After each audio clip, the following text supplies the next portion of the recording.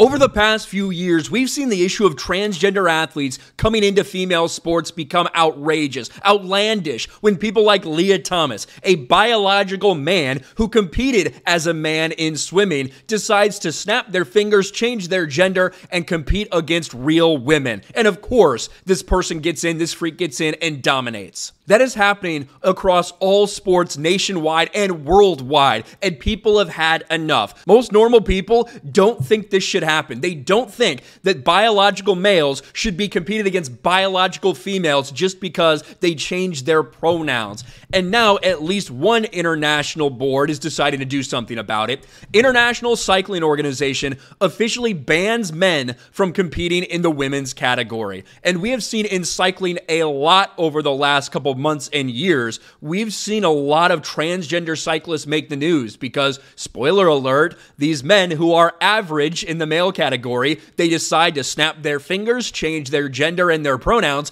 and all of a sudden they're dominating real women. Weird how that happens, isn't it? Well, now that is not going to be the case when it comes to cycling.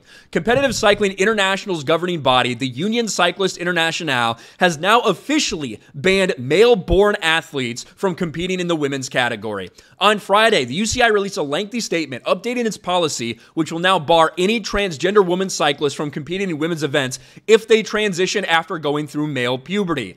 Obviously, that would probably be a bigger determining factor, and if you're successful going through puberty as a man before you transition, either way, I guess that does leave it open for a very minuscule portion of people to still compete if they're transgender. I guess if they transition at like 10 years old, which is disgusting and disturbing that shit actually goes on. But nonetheless, I suppose there's a potential for that in this. The meeting at UCI Management Committee was held following a seminar on the conditions for the participation of transgender athletes in women's cycling events, organized by the UCI on 21st of June, in which various stakeholders, transgender and cisgender, why don't you just say transgender and normal athletes? You can just say that. I think that's fine.